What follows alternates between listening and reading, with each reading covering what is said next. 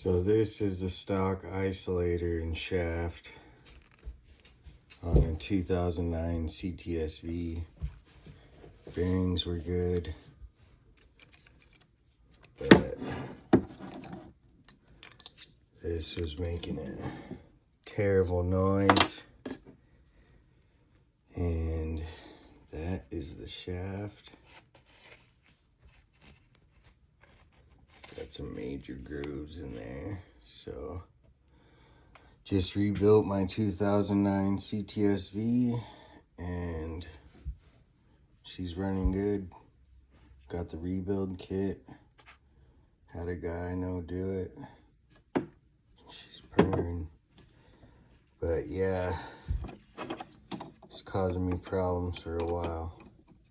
Anyways, if you're having the same problem, this is most likely it.